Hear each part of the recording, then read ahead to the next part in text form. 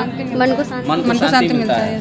और हवन करने से, पर डे हवन करने से हमारे सर बताते हैं, डायरेक्टर सर, की वातावरण शुद्ध होता है, ऑक्सीजन। गुरुकुल पद्धति से हमारी शिक्षा का शुरुआत होता था और हमारे डायरेक्टर सर कहते भी है कि मतलब पूरे विश्व में हमारा जो देश था वो सर्वोपरि था। मंत्र उच्चारण से मतलब एनर्जी भी बहुत ज़्यादा आता है। हाँ, कितनों आप बिग फील कीजिए यहाँ से अलग, लेकिन कैंपस में आते ही लगेगा कितना एनर्जेटिक हो गए। बिल्कुल गुरुकुल में इसलिए चरित्र का निर्माण बहुत अच्छा आपके बच्चे को। अभी आप सीबीएसई बोर्ड में वो इंग्लिश ज़रूर बोलेगा, ठीक है, लेकिन जो वो सीखना चाहिए एक चरित्र का निर्माण जो सबसे ज़रूरी है वो नहीं हो पाता है किसी भी। अब गुड मॉर्निंग, गुड आफ्टरनून वो बोलने के साथ यहाँ बच्चे वो भी बोलते हैं, लेकिन यहाँ पे आपको प्राचीन वैदिक और आधुनिक का नहीं बोलता सामंजस्य है।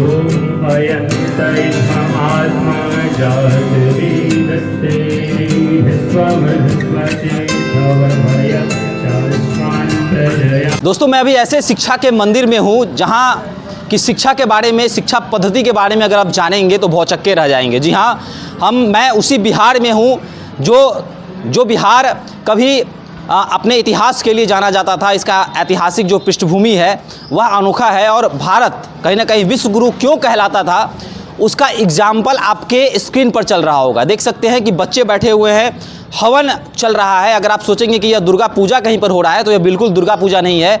यह एक स्कूल है, एक विद्यालय है, एक गुरुकुल है जहाँ पर पढ़ाई की शुरुआत पूजा पाठ से होती है, हवन से होती है। आपके स्क्रीन पर यह भी तस्वीरें चल रही होंगी कि हवन प्रक्रिया की शुरुआत हो रही है। बच्चे जो हैं वो मंत्रोच्चारण कर रहे हैं, मंत्र पढ़ रहे हैं और मंत्रोच्चारण के बाद बच्चे जो हैं फिर अपने पठन पाठन कार्य में लगेंगे। देखिए, बच्चे हैं जो हवन कर रहे थे, उनसे जानेंगे कि आखिर कैसा लगता है यहाँ पर जैसे वो हवन करते हैं और उसके बाद पढ़ाई लिखाई करते हैं तो क्या उसमें कुछ बदलाव देखते हैं। कैसे देखती हैं जब हवन पूजा पाठ करने के बाद आप लोग पढ़ाई करने के लिए जाती हैं तो क्या मन में क्या होता है? शुद्धता रहता है, पढ़ाई में मन लगता है, ऐसा होता है? जी, अच्छा फील होता है। फिर ऐसा लगता है कि मतलब अच्छा लगता है, अच्छा महसूस होता है। हाँ, मन को शांति मिलता है।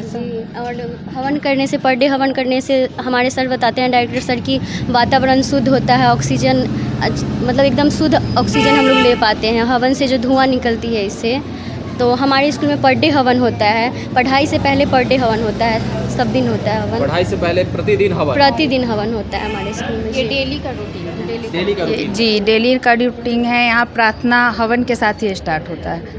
एक सवाल पूछना चाहेंगे, आजकल का जो मॉडर्न युग है उसमें लड़कियां जो हैं उनका परिधान, उनका वेशभूषा अलग हो गया है, लड़कों का भी वेशभूषा अलग हो गया है। लोग पश्चिमी सभ्यता को अपनाना ज़्यादा चाहते हैं, तो क्या संदेश देना चाहेंगे कि हर एक स्कूल में ऐसी व्यवस्था होनी चाहिए? जी बिल्कुल होनी चाहिए, क्योंकि हम एक ऐसे कल्चर से बिलोंग करते हैं, एक ऐसे कंट्री से बिलोंग करते हैं जहाँ वैदिक मंत्र उच्चारण से हमारा दिन का शुरुआत हो जाता था। गुरुकुल पद्धति से हमारी शिक्षा का शुरुआत होता था और हमारे डायरेक्टर सर कहते भी है कि मतलब पूरे विश्व में हमारा जो देश था वो सर्वोपरि था शिक्षा के क्षेत्र में। तो अभी वो घटती हुई स्थिति आ गई है, इसलिए कि हम लोग पाश्चात्यों को ज़्यादा अपना रहे हैं, सिर्फ परिधान में ही नहीं, बोलचाल, रहन सहन, हर जगह। तो ये इन सब से क्या होता है कि एक पॉजिटिव एनर्जी मिलती है।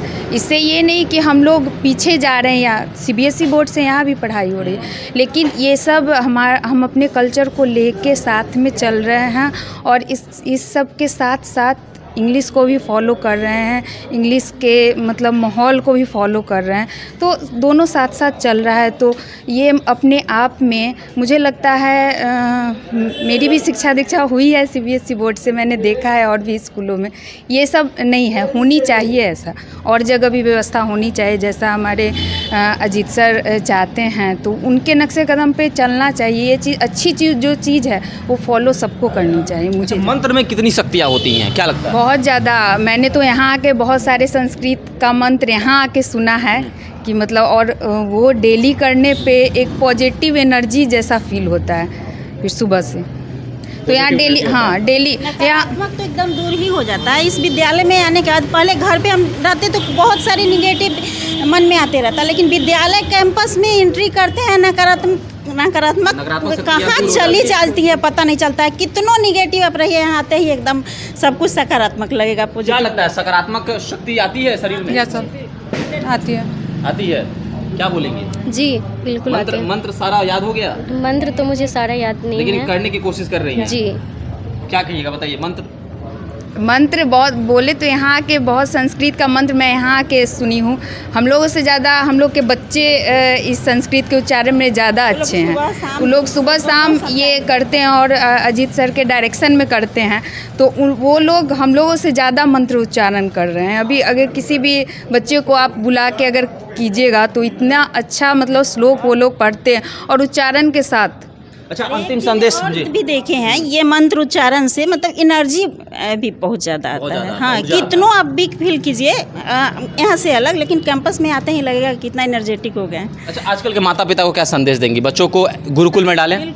बिल्कुल गुरुकुल में इसलिए चरित्र का निर्माण बहुत अच्छा आपके बच्चे को। अभी आप CBSE बोर्ड में वो इंग्लिश ज़रूर बोलेगा, ठीक है, लेकिन जो वो सीखना चाहिए एक चरित्र का निर्माण जो सबसे ज़रूरी है वो नहीं हो पाता है किसी भी। अब गुड मॉर्निंग, गुड आफ्टरनून वो बोलने के साथ यहाँ बच्चे वो भी बोलते हैं, लेकिन यहाँ पे आपको प्राचीन वैदिक और आधुनिक का नहीं बोलता, सामंजस्य है। सामंजस्य नहीं। चलिए, तो सनातन धर्म में काफ़ी शक्तियाँ हैं और आजकल के जो बच्चे हैं वो पैर छूकर प्रणाम करने भी संकोच करते हैं। अगर संस्कार की बात की जाए तो बड़े बुजुर्ग अगर कुर्सी पर बैठे हुए हैं तो बच्चे अगर माफ़ कीजिएगा, बड़े बुजुर्ग अगर खड़े हैं और बच्चे बैठे हुए हैं तो वह कुर्सियां भी नहीं छोड़ते हैं अपने सीनियर्स के लिए, अपने अग्रज के लिए। तो कहीं ना कहीं कह सकते हैं कि संस्कार में कमी आ रही है।